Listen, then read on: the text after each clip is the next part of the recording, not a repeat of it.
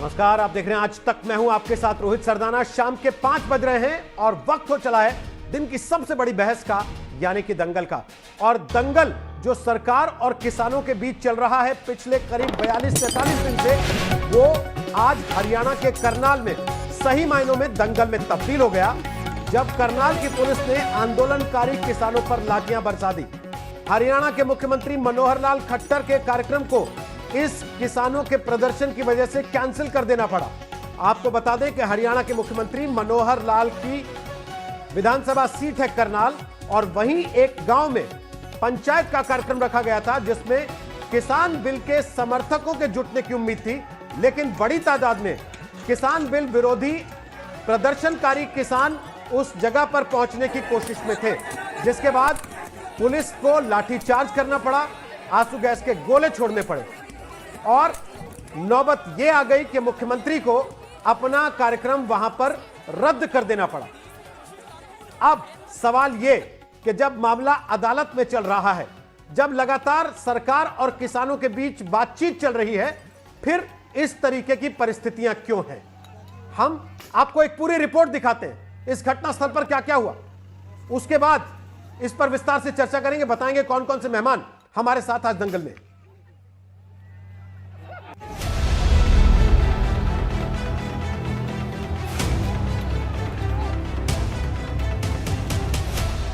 ये वो मंच है जहां हरियाणा के मुख्यमंत्री मनोहर लाल खट्टर कृषि कानून पर बात करने वाले थे। ये वो इलाका है जहां किसानों के साथ सरकार का संवाद था। दौरे से पहले ही किसानों ने काले झंडे दिखाए, कृषि कानून को लेकर नारेबाजी हुई, हेलीपैड के आसपास तोड़फोड़ हुई। हालात बिगड़े तो सुरक्षा बल एक्शन में आए, लाठी भांजी, आंसू गैस के गोले छोड़े।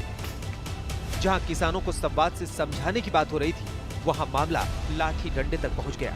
करनाल जिले के कैमला गांव में बीजेपी ने किसान संवाद कार्यक्रम आयोजित किया था। यहां पर हरियाणा के सीएम मनोहर लाल खट्टर किसानों से बातचीत करने वाले थे और उन्हें नए कृषि कानूनों का फायदा समझाने वाले थे। लेकिन तभी वहां पर कृषि कानूनों का विरोध कर रहे सैकड़ों किसान पहुंच गए। इन किसानों ने मुख्यमंत्री को काले झंडे दिखाए और नारेबाजी की। बीजेपी का मंत्री या मुख्यमंत्री या विधायकों का कोई प्रोग्राम है जिसमें वो किसानों की बात करने आ रहे हैं और काले कानूनों को ये कहने आ रहे हैं भी ये अच्छे हैं, उसका हम हर स्तर पर विरोध करेंगे। कहीं भी हरियाणा में बीजेपी की किसान चौपाल या किसान महापंचायत नहीं होने देंगे। सुरक्षा बलों ने किसानों को समझाने की कोशिश की, लेकिन मामला धक्का मुक्की से होता हुआ लाठीचार्ज तक पहुंच गया। आंसू गैस के गोले छोड़े गए, भीड़ को तितर बितर करने की कोशिश की गई, वाटर कैनन का इस्तेमाल किया गया। हालात इतने बिगड़े कि खट्टर को दौरा कैंसिल करना पड़ा। हालांकि मैं बीजेपी का वर्कर हूं और बीजेपी के साथ रहता हूं, लेकिन उन्होंने कल ये प्रोग्राम कैंसिल रद्द कर देना चाहिए था। आज करोड़ों रुपये का यहाँ खर्च हुआ और यहाँ हाथापाई हुई, यहाँ लड़ाई हुई, झगड़ा हुआ। जब मामला यहां तक पहुंचा तो सियासत भी तेज हो गई। विपक्ष ने सरकार को निशाना बनाना शुरू कर दिया। जब आप किसान महापंचायत कर रहे हैं तो वहां आने से किसानों को ही रोकने का मतलब क्या है? मतलब साफ है, आपको किसानों से सरोकार ना होकर केवल इवेंट बाजी से मतलब है। याद रखिए, यही हाल रहा तो बिना पुलिस के आपका घर से निकलना नामुमकिन हो जाएगा। काले कानून वापस लें। इधर किसान आंदोलन का आज 46वां दिन है और दिल्ली सीमा पर किसान डटे हुए। कल सुप्रीम कोर्ट में किसान आंदोलन की सुनवाई होनी है। वहीं 9वें दौर की बातचीत का इंतजार है। किसानों की आज एक बार फिर बैठक हुई, जिसमें आगे की रणनीति को लेकर चर्चा हुई। बहरहाल सरकार अब तक किसानों को मनाने में नाकाम रही है। गतिरोध जारी है और आज किसानों का गुस्सा करनाल में झड़प और हिंसा तक पहुंच गया। आज तक ब्यूरो। तो आपको बता दें कि दंगल में आज हमारे साथ जवाहर यादव हैं, वो हरियाणा बीजेपी के प्रवक्ता हैं और इसके पहले ओएसडी रह चुके हैं हरियाणा सरकार में। हमारे साथ राकेश टिकैत हैं, जो कि भारतीय किसान यूनियन के नेता हैं और इस आंदोलन के प्रमुख नेताओं में से एक हैं। हमारे साथ प्रोफेसर गौरव वल्लभ हैं, जो कांग्रेस पार्टी के राष्ट्रीय प्रवक्ता हैं, और हमारे साथ कृष्णवीर चौधरी हैं, प्रेसिडेंट हैं भारतीय कृषक समाज के, गाजियाबाद से लाइव आ रहे हैं हमारे साथ। हम चारों से बात करेंगे, लेकिन उसके पहले करनाल का वो गांव, इसके प्रदर्शनकारियों की संख्या को नजरअंदाज करते हुए यहां पर महापंचायत आयोजित करने की जो है कोशिश की गई। आपको दिखाना चाहूंगा। ये नज़ारा कैमला गांव के उसी मंच का है जहां से मुख्यमंत्री खट्टर यहाँ किसान पंचायत को संबोधित करने वाले थे, लेकिन इससे पहले कि उनका हेलीकॉप्टर यहाँ पर उतर पाता 500 से 600 की संख्या में किसान मंच तक पहुंच गए और उन्होंने सब चीज़ों को तहस नहस कर दिया। देख सकते हैं चारों तरफ टूटी हुई कुर्सियां पड़ी हुई हैं, गमले टूटे हुए हैं, मेज टूटे हुए हैं, शामियाने फाड़ दिए गए, भारतीय जनता पार्टी के झंडे चारों तरफ बिखरे हुए हैं। और जिस वक्त ये रैनसैकिंग हुई उस वक्त भारतीय जनता पार्टी हरियाणा के अध्यक्ष ओम प्रकाश धनखड़ लोगों को संबोधित कर रहे थे, लेकिन जैसे ही प्रदर्शनकारी मंच पर पहुंचे वो मंच छोड़कर भाग गए और कई और नेता भी यहां पर मौजूद थे जिनको अपनी जान बचाने के लिए मंच छोड़ना पड़ा। कमोबेश यही स्थिति साथ ही बनाए गए एक हेलीपैड पे भी थी जहां पर पेवर्स लगाए गए थे, पेवर्स भी प्रदर्शनकारियों ने उखाड़ दिए। पुलिस ने 7 जगह पर नाके लगाए थे, कई पड़ोसी जिलों से भी पुलिस यहां पर बुलवाई गई थी, जबरदस्त इंतजाम किया गया था, लेकिन प्रदर्शनकारियों के आगे पुलिस की एक भी नहीं चली।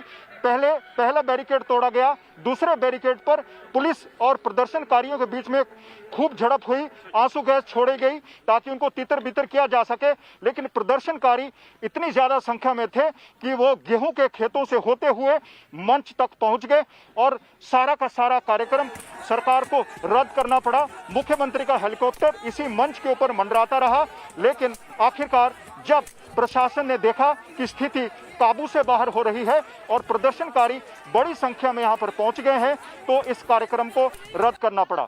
रोहित। तो मंजीत, अगर मुख्यमंत्री को अपनी विधानसभा सीट पर हो रहे प्रोग्राम में ना पहुंचने दिया जाए, बता रहे हैं आप जैसा हेलीपैड खोद डाला गया, बता रहे हैं जैसा आपके मुख्यमंत्री का मंच वहां से उन लोगों ने उखाड़ फेंका, क्या हरियाणा सरकार इसे राजनीतिक प्रायोजित कार्यक्रम कह के अपना पल्ला झाड़ पाएगी? मुख्यमंत्री क्या कह रहे हैं इस पर? जी बिल्कुल नहीं। मुख्यमंत्री अभी थोड़ी देर में ही प्रेस कॉन्फ्रेंस आयोजित करने वाले हैं और वो इसी मुद्दे पर बातचीत करने वाले हैं। जहां तक कानून व्यवस्था की बात है रोहित, ये पहली बार नहीं हुआ है। एक दिन पहले ही पंजाब के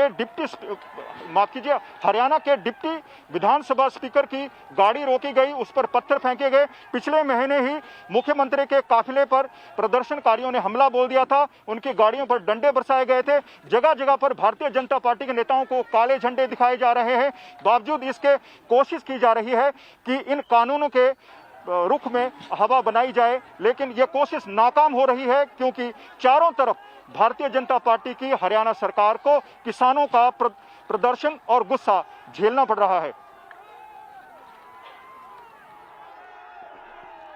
शुक्रिया मंजीत सहगल फिलहाल जानकारी देने के लिए। मंजीत सहगल करनाल के कैमला गांव से रिपोर्ट दे रहे थे लाइव, जहां पर मुख्यमंत्री का कार्यक्रम था। मुख्यमंत्री हेलीकॉप्टर से नहीं उतर पाए क्योंकि विरोध करने वाले किसानों ने मोर्चा वहां पर ले लिया, सीधे सीधे सरकार के खिलाफ मंच उखाड़ फेंका गया। जवाहर यादव हमारे साथ इस वक्त लाइव मौजूद हैं, ओएसडी रहे खुद हरियाणा सरकार में और हरियाणा बीजेपी के प्रवक्ता हैं। जवाहर जी, जब सरकार के पास लगातार बार बार यह फीडबैक आ रहा था कि नहीं करना चाहिए, तो क्या मजबूरी थी सरकार को यह कार्यक्रम करना था आज?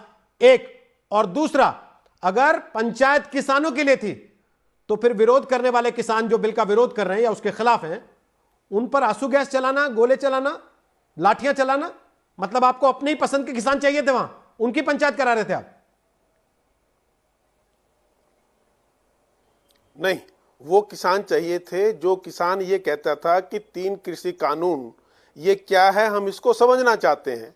जो विरोध करने वाले थे उनकी तो मानसिकता ये है कि उन्होंने तो विरोध करना ही है, परंतु किसानों के बीच सही तथ्य ना चले जाए, इसके लिए किसानों के नाम पर कुछ लोग गुंडागर्दी कर रहे हैं। क्योंकि भारत का किसान जो सर्जन करता है वो कभी विध्वंस नहीं कर सकता, वो कभी तोड़फोड़ नहीं कर सकता।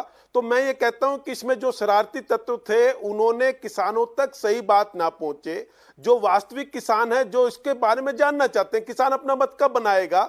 जब वो सरकार का पक्ष भी सुनेगा, विपक्ष का भी सुनेगा। विरोधी लोग लगातार उनको कह रहे हैं, उन्होंने जानना चाहा कि आप हमारे गांव आइए और हमें इस विषय में बताइए। वो लोग वहां सुनना चाहते थे, क्या वहां के किसानों ने इसका विरोध किया?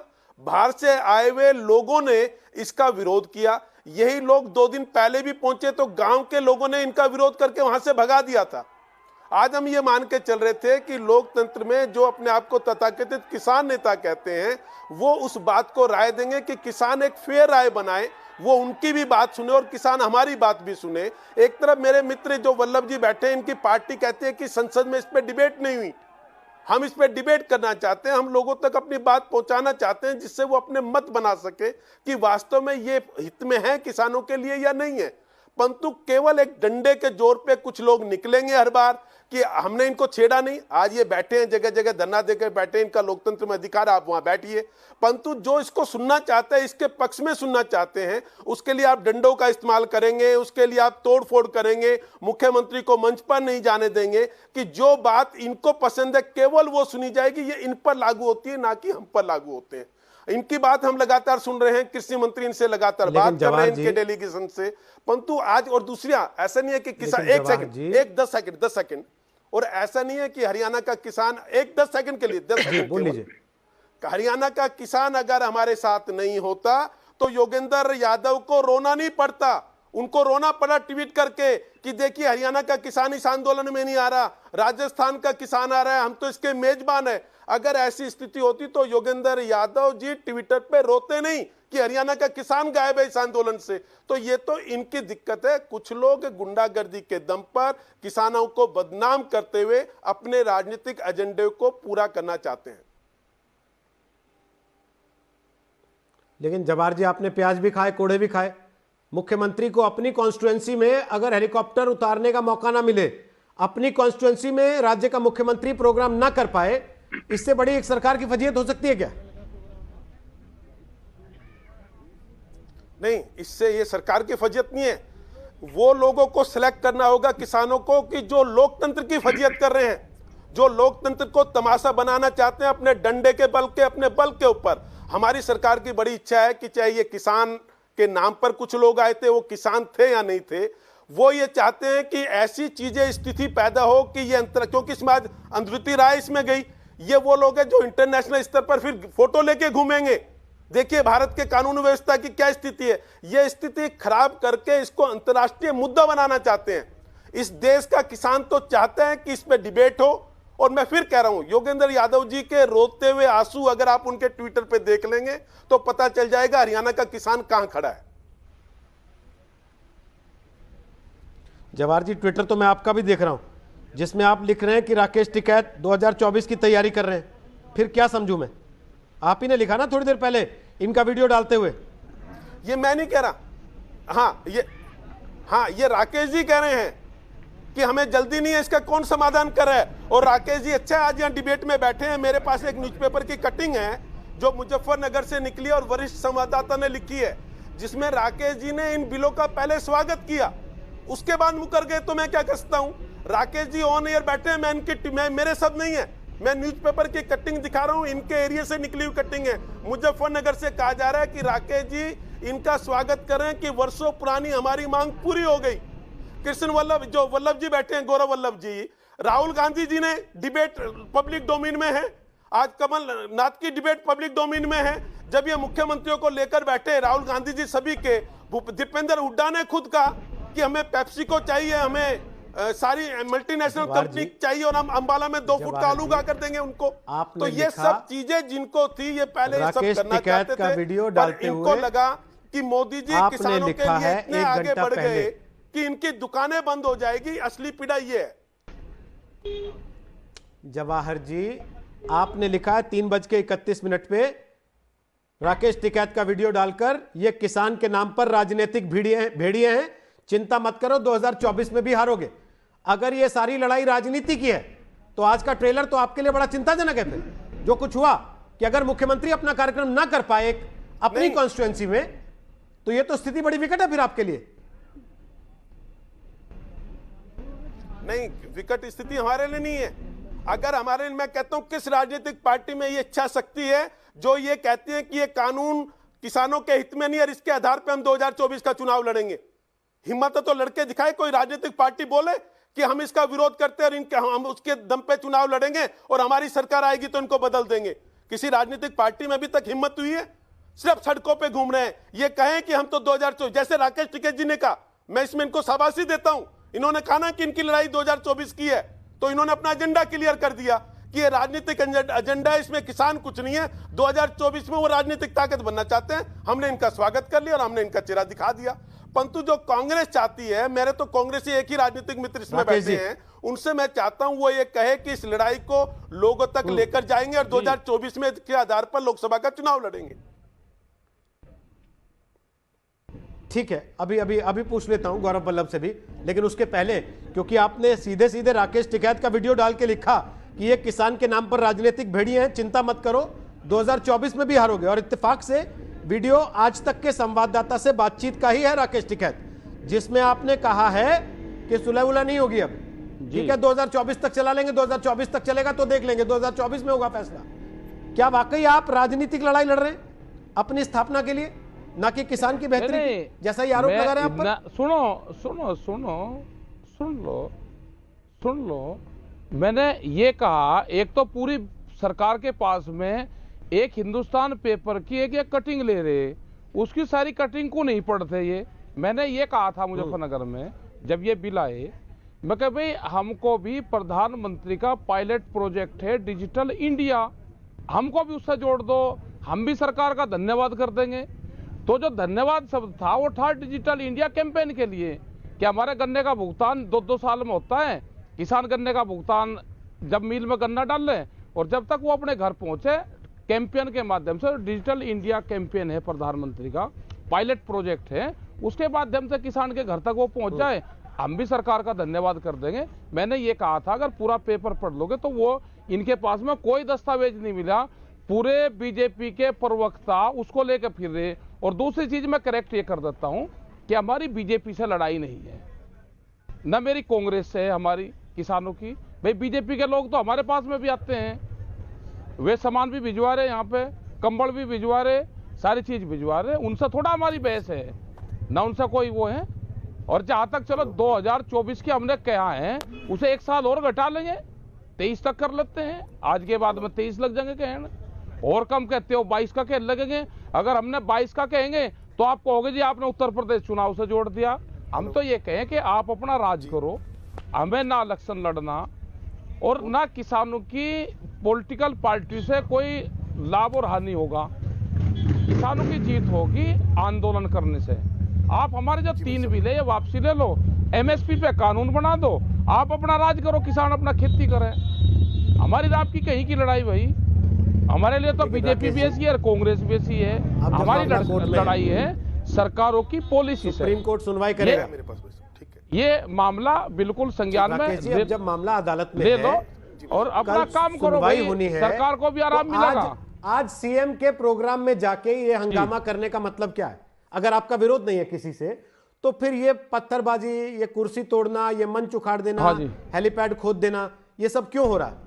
आप तो कह रहे हैं शांतिपूर्ण आंदोलन कर रहे हैं और आप कर भी रहे हो 45 दिन से। भाई जिस चीज पे देखो है शांतिपूर्ण कर रहे, मतलब मुख्यमंत्री कोई कागज लेकर अपने जाने हैं किसान को पढ़ाने, मतलब देश में आंदोलन चल रहा है, कई लाख आदमी दिल्ली के चारों तरफ को है, मुख्यमंत्री गांव में जाकर प्रोग्राम करेंगे और वो अपना हेलीकॉप्टर तार के दिखाना चाह रहे हैं कि मैं किसानों के बीच में गया, अपने प्रोग्राम कर रहे हैं। अरे और काम है भाई, चंडीगढ़ में बैठ के काम कर लो जब तक रोड़ा रुका है।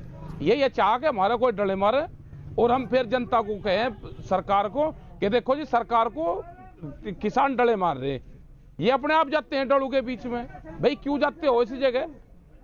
कोई जरूरी किसी हकीम ने बता तुम्हें प्रोग्राम करना भी इसी टाइम, मतलब आप ये कह रहे हैं कि और किसान के मुख्यमंत्रियों को जाके किसानों को ये बताना भी नहीं चाहिए कि वो क्यों इन बिल को लागू करवाना चाहते हैं? आप ये कह रहे हैं कि उनको बताना भी नहीं चाहिए? मतलब मुख्यमंत्री बताएंगे, कोई और काम नहीं रहा मुख्यमंत्री को। यहाँ पर आ जाओ ना, यहाँ पर मंच देंगे और यहाँ पर बताओ किसान बैठे हुए मंच देंगे, उसमें आ जाए ये सब लोग, बताए ना कि इसमें क्या क्या है। ये तो चारों तरफ को जनता बैठी है ना, अलग प्रोग्राम क्यों करो भाई, इसी में ही आ जाओ। देखो इनको आराम जब मिलेगा सरकार को, इन बिलों को वापसी ले ले, जानते हैं ये आराम से ले लेंगे, अच्छे से जानते अभी ले ले। अगर सरकारें राज्यों की अलग अलग कोई प्रोग्राम बनाती हैं और वो जाके अपने लोगों के बीच में बताना चाहती हैं, तो आप क्या उनको रोक देंगे कि नहीं आप वहां जाके नहीं बताओ, जहां हम चाह रहे हैं वहीं बताओ?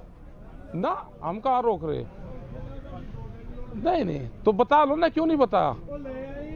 इनके पास तो सारे हथियार है, वो करे इन्होंने, चलवाओ गोली उन पे, बताओ। मतलब वैचारिक क्रांति को आप गोली से दबाना चाहोगे क्या? मतलब गोली से मारोगे कि यह जबान बोल लो? भाई जितना पुलिस प्रशासन काम कर रहा है पूरे प्रदेशों का, घरों घरों में जाकर रोक रहे हैं कि किसान वहां नहीं जाना चाहिए।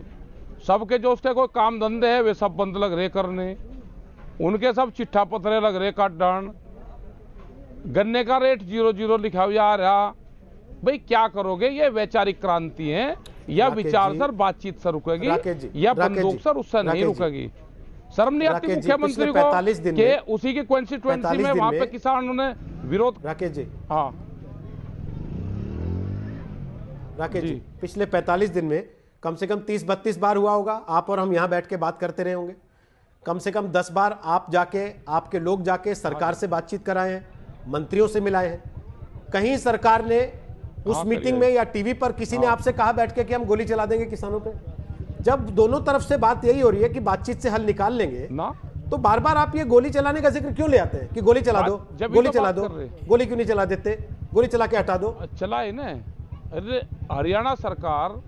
हरियाणा सरकार राजस्थान से किसान आ रहे, वे हाईवे पर कुछ जाने लग रहे, उनके ऊपर आप टियास गैस का इस्तेमाल करोगे चलते हुए लोगों के ऊपर, वे कोई रास्ता जाम कर रहे। मतलब रेवाड़ी के अंदर क्या हुआ?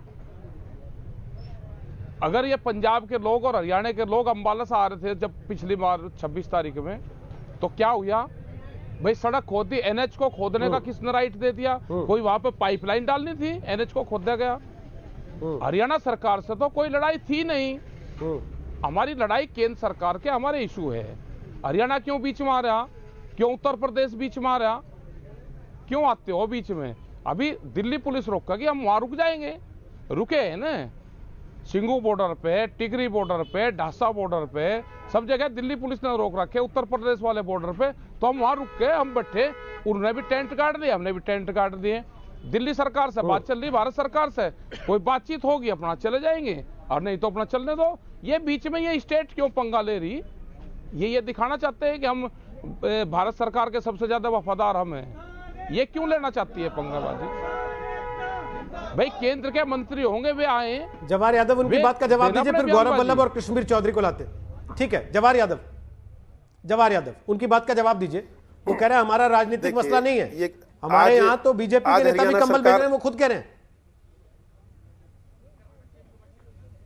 देखिए, राकेश टिकैत जी से भारतीय जनता पार्टी की भी कोई लड़ाई नहीं है, हमारी किसी किसान नेता से लड़ाई नहीं है। परंतु आज कौन से हरियाणा सरकार गई थी किसानों के सिंधु बॉर्डर पे या कहीं रोकने के लिए? आज जो किसान के नाम पे भेड़िया है, और इसमें मैं नाम कोट करके कहता हूं, गुरनाम सिंह चडूनी, उस व्यक्ति की मैं भाषा बताता हूं, अपने आप को कहता किसान है, धंधा करता है आड़ती का, और भाषा होती है गुंडे वाली। मैं कोट करके कह रहा हूं, उस व्यक्ति के कराया है। इसमें मैं राकेश टिकैत जी को दोष नहीं देता, कराने वाला व्यक्ति का नाम कोट करके बता रहा हूं। और दिक्कत क्या, अभी आपने भूपेंद्र सिंह हुड्डा की कल की स्टेटमेंट है कि मेरे समय में किसान आंदोलन क्यों नहीं होते थे, तो बताना चाहिए गुरनाम सिंह चडूनी जी को, जब 2 रुपए के 5 रुपए के किसानों को चेक मिलते थे मुआवजे के, उस समय किसान आंदोलन क्यों नहीं होते थे? इनके समय में अधिकतम किसानों को मुआवजा 6,000 रुपए मिलता था। स्वामीनाथन ने 10,000 के लिए कहा, मुख्यमंत्री मनोहर लाल 12,000 दे रहे हैं, फिर भी आंदोलन क्यों करता है गुरनाम सिंह चडूनी? यह देखना चाहिए कि वो किसका एजेंट है। 2 रुपए लेके किसान कैसे खुश हो सकता है? आज 12,000 रुपए लेके खुश नहीं है। हमारे यहाँ बाजरा कभी नहीं खरीदा जाता था एमएसपी पर, आज राजस्थान में 1100-1200 रुपए में बिक रहा है, हम 2150 रुपए में खरीद रहे हैं, फिर भी किसान आंदोलन है। तो ये किसान समझता है, इसलिए योगेंद्र यादव रो रहे हैं कि हरियाणा का किसान क्यों नहीं शामिल हो रहा है इसमें। इसलिए गुरनाम सिंह चडूनी जी का दर्द यही है कि किसी भी तरह गुंडागर्दी के दम पे किसान जो समझना चाहते हैं उनको समझने ना दें, जो राजनीतिक पार्टी के लोग अपने बात रखना चाहते हैं वो किसी कीमत पर रखने ना दें। आप डिप्टी स्पीकर की गाड़ी पे हमला करोगे, ये कहोगे कि इसको जाति से बाहर कर दिया, उसके गांव पे प्रतिबंध लगा दिया। अभी मेरे मित्र कह रहे थे कि लोकतंत्र में राजनीतिक विचार अपने रखने चाहिए, तो क्या ये हमारा हक नहीं है क्या? लोग हमें नकार दे, हमें समझ में आएगा। 2024 में लोग तय करेंगे कि हम ठीक है या गलत है। परंतु आपको अपनी बात करनी है, राजनीतिक उससे आप भी रखिए, हम भी रखेंगे, परंतु किसानों को देखना होगा। राकेश जी, मेरा आपसे निवेदन है, ओके। कुछ लोग आपके आंदोलन को खत्म करना चाहते हैं, मैं नाम कोट करके कह रहा हूं, ऐसे लोगों के प्रति आपको सचेत रहना चाहिए। ठीक है, हमें ब्रेक पर जाना पड़ेगा मजबूरन एक छोटे से, लेकिन छोटे से ब्रेक के बाद जैसे ही वापस आएंगे तो गौरव वल्लभ और कृष्णवीर चौधरी, क्या वाकई कांग्रेस किसानों को भड़का रही है? रणदीप सिंह सुरजेवाला ने लिखा कि मुख्यमंत्री जी यही हाल रहा तो बिना पुलिस के आप राज्य में अपने घर से बाहर नहीं निकल पाएंगे। और दूसरी तरफ कृष्णवीर चौधरी क्या कह रहे हैं? छोटे से ब्रेक के बाद लौट रहे हैं। दंगल जारी है, तो ब्रेक के बाद एक बार फिर से आपका स्वागत है। दंगल आप देख रहे हैं। गुस्से में किसान, क्या कोर्ट से ही निकलेगा समाधान? आज हरियाणा के मुख्यमंत्री मनोहर लाल खट्टर करनाल में, जो उनका अपना विधानसभा क्षेत्र है, वहां किसानों की महापंचायत करने वाले थे, जिसमें माना जा रहा था कि वो किसान बिल के फायदे गिनाना चाहते हैं किसानों को, लेकिन दूसरी तरफ से आंदोलनकारी किसानों के विरोध के चलते इस कार्यक्रम को रद्द कर देना पड़ा। किसानों ने विरोध किया, जिसके जवाब में पुलिस ने लाठियां चलाई, आंसू गैस के गोले भी बरसाए गए।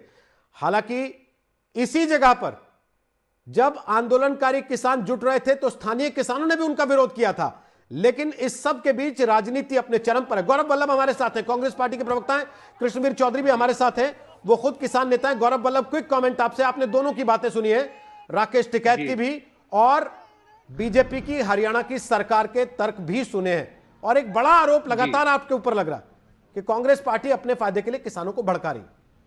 वाकई ऐसा है क्या? भड़का रहे हैं? देखिए, मैं उनके तर्कों का सिलसिलेवार उत्तर दे देता हूं। उन्होंने कहा 2024 में क्या कांग्रेस इनको हटाएगी? साहेब, 2024 नहीं, हिंदुस्तान के 64 करोड़ अन्नदाता अभी ही इनको हटवाएंगे, और अगर आपने नहीं हटवाए तो 24 में पहला काम इन 3 काले कानूनों को हटाने का हम करेंगे। नंबर 1, तो आपको क्लैरिटी में दे दूं। नंबर 2, आपने कहा कि कोई रो रहा है। अरे साहब, 64 करोड़ किसान रो रहे हैं 46 दिन से। लाखों किसान बैठे हैं, 60 से ज्यादा किसानों ने शहादत दे दी, पर बीजेपी का कोई व्यक्ति ने संवेदना तक व्यक्त नहीं करी। इन्होंने कहा कि हम पंचायत कर रहे हैं। आप बताइए रोहित जी, आज तक भी पंचायत करता है? मैं भी एक बार उसमें गया था। आप सभी पक्ष विपक्ष सब न्यूट्रल विशेषज्ञ सबको बुलाते हो ना। यहाँ पे अगर कोई किसान जो इन काले कानूनों का विरोध कर रहा है, उनको इन पंचायत में जाने से क्यों रोका जा रहा है? तो ये पंचायत नहीं हुई है, इसको आप पंचायत नहीं कह सकते। फिर इन्होंने कहा कि मैं नाम लेके बोलता हूं कि उन्होंने ये कर दिया। साहब, हरियाणा में सरकार आपकी, केंद्र में सरकार आपकी, करो ना कानूनी कार्रवाई। जब आपके पास नाम है तो आप मुख्यमंत्री जी को क्यों नहीं बताते? इतिहास में मैंने एक पहला मुख्यमंत्री देखा है जो अपने दूसरे कार्यकाल के पहले 1.25 साल के अंदर अपनी कॉन्स्टिट्यूएंसी नहीं जा पा रहा। देखिए, अपना घमंड, अपना अहंकार को त्यागिए, इन 3 काले कानूनों को वापस लीजिए और किसानों को एमएसपी की लीगल गारंटी दीजिए। और बार बार सरकार बोलती है सुप्रीम कोर्ट चले जाओ। मुझे ये बताओ रोहित जी, कानून किसने बनाए? सरकार ने। सरकार को किसने चुना? किसानों ने। क्या किसानों ने सुप्रीम कोर्ट को तो नहीं चुना ना, सरकार को चुना। उस सरकार को जिसने आधी रात में, जब कोरोना के मध्यकाल में, इन 3 काले कानूनों को किसानों पर थोप दिया। सुप्रीम कोर्ट क्यों चले जाए साहब? आप अपनी मॉरल रेस्पॉन्सिबिलिटी से क्यों भाग रहे हो? कानून बनाते हो आप, संसद में आप बिना वोटिंग के पारित कराते हो आप अनडेमोक्रेटिकली, और किसानों को बोलते हो सुप्रीम कोर्ट चले जाए। मैं फिर याद दिलाना चाहता हूं, ना तो थकेंगे, ना हारेंगे, ना झुकेंगे, ना रुकेंगे। हम और हिंदुस्तान के 64 करोड़ किसान अपना अधिकार वापस लेंगे। और अंत में एक बात कहूंगा रोहित जी, कल राजस्थान के भारतीय जनता पार्टी के महामंत्री, एक लाइन और बोल दूं फिर आपका सवाल सुनूंगा। महामंत्री ने बोला कि साहब ये तो मुर्गे चिकन खाने के लिए किसान वहां बैठे हैं। किसी एक व्यक्ति ने भी उसकी निंदा करी क्या? रोहित जी, मुर्गे चिकन खाने के लिए 60 से ज्यादा किसानों ने शहादत दे दी बॉर्डर के ऊपर। मुर्गे चिकन नहीं खा रहे साहब, वो जहर खा रहे, जहर खा के अपनी जान दे रहे हैं कि ताकि सरकार जागे, इस अहंकार से जागे, इस भाव से जागे कि उनको सब कुछ पता है। 3 काले कानून वापस लेने पड़ेंगे। जी गौरव जी, रोहित जी, गौरव जी, एक तो आप पूरे अधिकार के साथ 64 करोड़ 64 करोड़ 64 करोड़ 4 बार बोले जी। मुझे नहीं पता आपने ये कैसे तय किया कि सभी 64 करोड़ किसान वो सारे ही इन बिलों के खिलाफ है, क्योंकि बहुत सारे ऐसे किसान संगठन भी हैं जो सरकार से मिल रहे हैं और मिलने के उसका बाद भी- कह रहे हैं कि उसका नहीं भी हम इन मैं- बिलों से खुश हैं, उसका भी जवाब हम इन पर दूंगा, कोई आपत्ति उसका भी नहीं है जवाब और हम इससे सहमत हैं। उसका भी पहली चीज, आपने खुद तय कर लिया कि वो किसान नहीं है। दूसरा, आपने कहा कि सुप्रीम कोर्ट कौन होता है, तो आप तो ज्यादा पढ़े लिखे आदमी हैं इन सब में, मेरे को लगता है। जी सुप्रीम कोर्ट इसलिए होता है सर जब दो पक्षों के बीच में कोई गतिरोध आ जाए, जहां हल ना दिख रहा हो, तो सुप्रीम कोर्ट जाने का दरवाजा खुला हुआ। अब एक बात तो क्यों बताइए, सुप्रीम कोर्ट नहीं जा रोहित सकता जी, कोई? और जब मामला आ चुका है अदालत में, जी जी जी, सरकार को किसने चुना रोहित जी? इन किसानों ने चुना, हमने, आपने, हम सब ने चुना, और उस सरकार ने ये काले कानून बनाए। अब आप बताइए रोहित जी, कोई डॉक्टर के पास जाता है तो डॉक्टर उसका इलाज करता है कि उसको बोलता है मेरे को कुछ नहीं पता, आप तो जो जाए वहां देख ली? अरे साहब, बीमारी आपने दी है तो इसका इलाज आप ही को करना पड़ेगा ना। और कौन सा किसान संगठन सुप्रीम कोर्ट गया? लेकिन मैं गौरव जी, से सरकार ने पूछना कब कहा चाहता हूं, रोहित जी 10 कि सेकंड के सुप्रीम लिए कोर्ट फैसला कर ले? जी, कृषि मंत्री जी, जब बात- बातचीत के बाद बाहर निकले, जब आखिरी बातचीत हुई है 1.5 दिन पहले, जी उस वक्त उनसे सवाल पूछा गया, क्या इस मीटिंग में आपने ये कहा कि सुप्रीम कोर्ट से ही फैसला कर लो, फिर सुप्रीम कोर्ट कर देगा फैसला? तो कृषि मंत्री ने इनकार कर दिया। उन्होंने कहा कि नहीं, हमने ऐसा कुछ नहीं कहा। ये तो समस्या है। कृषि मंत्री कभी कुछ कहते हैं, कभी कुछ कहते हैं, और हर 8 राउंड की मीटिंग हुई। रोहित जी, मुझे एक बताइए, आप वरिष्ठ पत्रकार हैं, सर्दी का मौसम है, तापमान 1 डिग्री 2 डिग्री चल रहा है, बारिश हो रही है, ये 7-7 दिन बाद मीटिंग हो रही है। अरे सुबह शाम मीटिंग करो अगर आपको हल निकालना है। आपको हल नहीं निकालना, आप सोच रहे हो इनको अरे थका जो देंगे पूछा और गया थका उसका उत्तर देंगे। दो ना। पर ये पूछा ये गया था अन्नदाता कि कृषि ये ना मंत्री ने तो कब कहा? थकेंगे, ना रुकेंगे। गौरव जी, जी गौरव रोहित जी, जी, ये 10 टिकैत सेकंड। जी यहाँ बैठे हैं। रोहित जी क्या 10 है? मैंने सेकंड खुद अभी चाहिए। कहा हम कि उस इन मीटिंग में 46 थे। दिन में 30 से 32 बार ये हमारे ही साथ यहां बैठकर गए हैं, और हर बार टिकैत जी ने एक बात पहले कही है, मीटिंग बाद में शुरू हुई है, कि कानून वापस होने चाहिए। जब ये लड़ाई माईवे और हाईवे की है, जवाहर यादव, जब लड़ाई माईवे और हाईवे की है, तो फिर 8 दौर की क्या, और 10 दौर की क्या, और 15 दौर की बातचीत क्या, रोहित और जी, 7 दिन रोहित बाद जी, क्या, और मेरा 7-7 एक घंटे के सवाल- बाद क्या? रोहित जी, मेरा एक सवाल है, ये माईवे और हाईवे मैं इसका उत्तर देता सरकार के लिए हूँ, क्यों इसका नहीं उत्तर लागू देता होता? हूँ। गौरव जी पूछ मुझसे लीजिए पूछा गया के लिए है, क्यों गौरव नहीं जी लागू मुझसे होता? पूछा गया है, एक मिनट गौरव यादव जी, मैं 1 मिनट, गौरव जी मुझसे पूछा गया, गौरव मुझसे जी, पूछा गया, मेरा मैं उत्तर सवाल, देता हूँ। गौरव जी, गौरव जी, गौरव जी, मैं अपनी बात कर लेता हूँ, उसके मेरा बाद आप सवाल, बोलिएगा। गौरव जी, गौरव जी, माईवे गौरव और जी। हाईवे का सवाल, माईवे और हाईवे का गौरव जी, सवाल मुझसे पूछा उसी गया व्यक्ति की तरफ था जो सरकार का पक्ष रख रहा है। तो मुझे लगता है ये अपने आप में स्पष्ट है कि ये सरकार की तरफ भी है, मैं कि आप भी क्यों नहीं पहले कानून को ठंडे बस्ते में डाल लेते गौरव और जी, मैं उसके इसका बाद उत्तर एक भी कमेटी देता बनाने की बात करते, जिसका आप जिक्र कर रहे हैं बार बार। जवाहर यादव बोलिए अपनी बात, जवाहर यादव बोलिए, फिर राकेश टिकैत और कृष्णवीर चौधरी आ रहे हैं, रोहित जी, बोलिए। देखिए रोहित जी, हाँ, रोहित जी, मैं आपके पर्सन से आऊंगा, उससे पहले पर्सन क्या, आज मेरे मित्र चिल्ला रहे हैं कैप्टन अमरिंदर की सरकार और बादल की सरकार के मिलाए हुए दोनों कांग्रेस में, तो पंजाब में तो ये नियम पहले से लागू थे। और आप जो किसान किसान चिल्ला रहे हैं, कैप्टन अमरिंदर की सरकार और राजस्थान में गहलोत की सरकार, क्यों वहां का किसान हरियाणा में आके अपनी फसल बेचना चाहता है, बाजरा जो राजस्थान का है?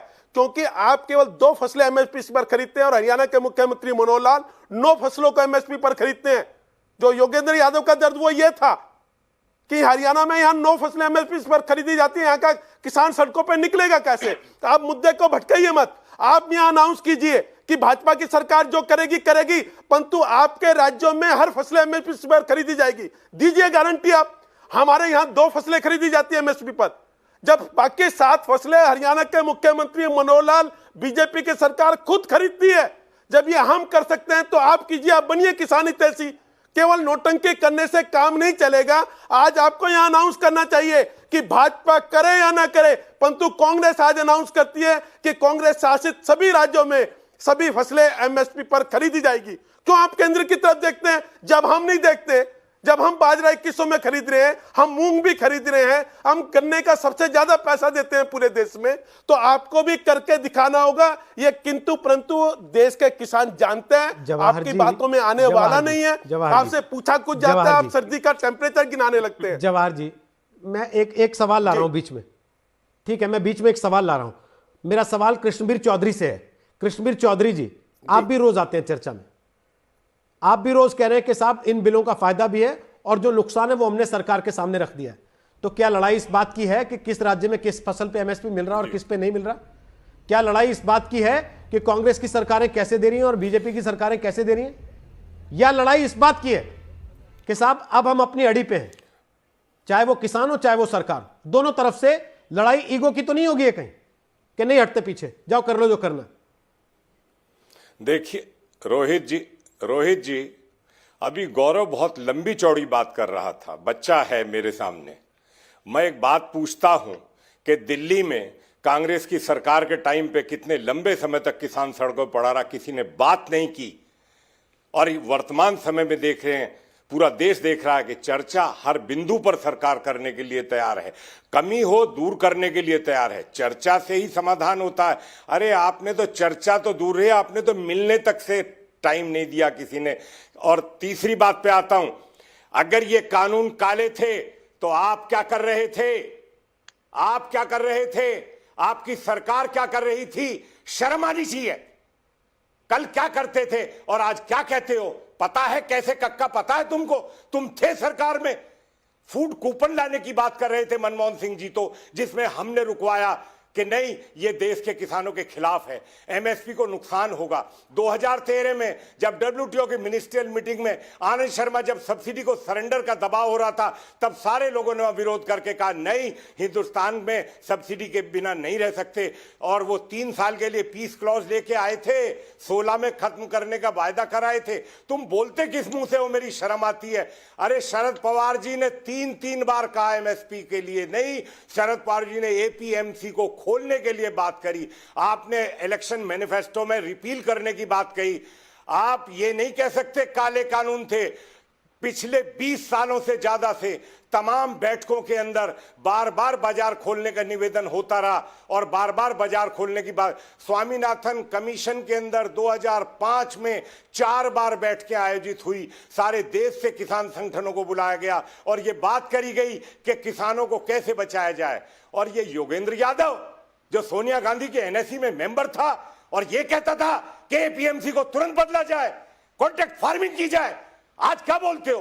ट्वीट करते थे, आर्टिकल लिखते थे कि बिचौलिए लूट रहे हैं, 7,000 करोड़ की डकैती पड़ रही है। अरे हो क्या गया तुमको? कल क्या कहते थे, आज क्या कहते हो? अपने गिरवान में झांक के देखिए। आदमी को अपनी बात पे अडिग रहना चाहिए, ये तरीका नहीं है। किसानों से कितना झूठ बोलना चाहते हो, कितना धोखा देना चाहते हो। मेरा एक कहना रोहित जी, इस देश के किसानों को उसकी फसल का लाभकारी मूल्य मिलने के लिए बाजार खोलने की हम लोग बराबर मांग इसलिए कर रहे हैं। स्वामीनाथन जी आज इस दुनिया में नहीं है, लेकिन उस व्यक्ति ने ऐसा काम किया देश के किसानों को आर्थिक रूप से जिंदा करने के लिए। अगर ये नीतियां इतनी अच्छी थी, गौरव शर्म करो। किसान कर्जे में दबा रहा, किसान आत्महत्या करता रहा, तुमको शर्म आनी चाहिए। 2006 में जो रिपोर्ट हम लोगों ने मेहनत करके बनवाई थी, वो 8 साल तक रद्दी की टोकरी में फेंक दी गई।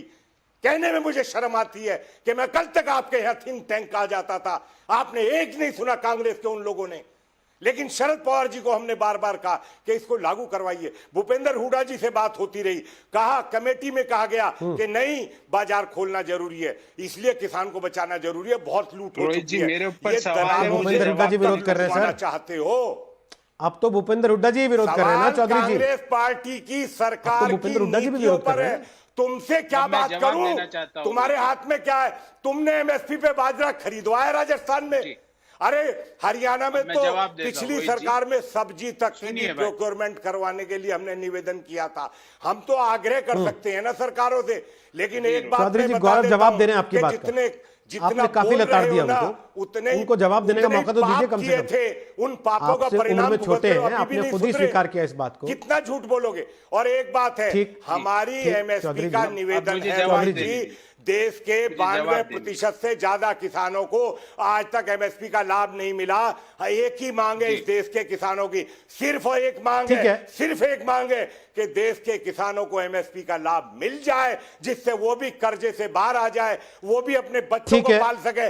अरे राजनीति किसानों के ऊपर मत करो, लानत है तुमको। शर्म आती है मुझे कहते हुए। 30 साल तुम्हारे साथ। चौधरी जी आपने बहुत सारी बातें सुना दी गौरव वल्लभ को, उनको एक बार जवाब देने का मौका तो दीजिए कम से कम। बोले गौरव वल्लभ जवाब दीजिए, फिर राकेश टिकैत से पूछूंगा जो सवाल इनसे पूछा था। क्या लड़ाई ईगो की हो गई? गौरव वल्लभ बोलिए पहले फटाफट। रोहित जी जवाब दे दीजिए। रोहित जी चौधरी साहब ने कहा मैं बच्चा हूं, आप तो चच्चा हो ना। तो चच्चा जी आप मुझे ये बताइए कि 2015 में सुप्रीम कोर्ट में सरकार ने क्यों कहा कि स्वामीनाथन कमीशन की हम लाभकारी मूल्य नहीं दे सकते, नहीं तो मार्केट डिस्टॉर्ट हो जाएगा शपथ पत्र देके। शर्म आती है मुझे उन किसानों को और उनको किसान कहने में, जो आज यहाँ आके कहते हैं हमारी सरकार की उपलब्धि ये थी माननीय कि 4.2% एग्रीकल्चर ग्रोथ थी, जो आज 3.1% हो गई। 2018-19 में पहली बार पिछले 14 साल में किसानों की आमदनी न्यूनतम रही। ये वो सरकार है जिसने 25 रुपए प्रति लीटर पिछले 6 साल में डीजल के दाम बढ़ा दिए। शर्म आती है मुझे उस व्यक्ति को किसान कहने में जो जीएसटी लगवा रहा है किसानों के पदार्थों पे, पेस्टिसाइड्स पर, और यहाँ आके किसानी की बात करता है। शर्म आती है मुझे उस चच्चा पे जो आज अपने व्यक्तिगत फायदे के लिए यहाँ के क्या वो राजस्थान में क्या खरीदते हो, मैं इस पर बताएं। प्रधानमंत्री जी का आप विरोध करते हो जब उन्होंने कौन सा जीएसटी? अरे किसकी जीएसटी की बात कर रहे हो? तुमको शर्म आनी चाहिए, तुमको शर्म आनी चाहिए। तुम इतना झूठ बोलते हो सारा दिन। कौन जीएसटी की बात कर रहा है? हमने एमएसपी की बात करी है। तुम तो एमएसपी भी नहीं देते, तुम तो खरीद भी नहीं कराते, सारा दिन झूठ बोलते हो। तुम हो किसान, तुमने किसानों को मारा। सर झगड़ा नहीं कर रहे, झगड़ा नहीं करें, झगड़ा नहीं करें, झगड़ा नहीं करें। जो भी बात हो, जो भी चर्चा हो, सम्मान की सीमा रेखा के इधर ही हो, उसके उस पार ना जाए। चच्चा और बच्चा ठीक है, लेकिन आरोप प्रत्यारोप में वो सीमा रेखा ना लांगी जाए, झगड़े की स्थिति में ना आ जाए।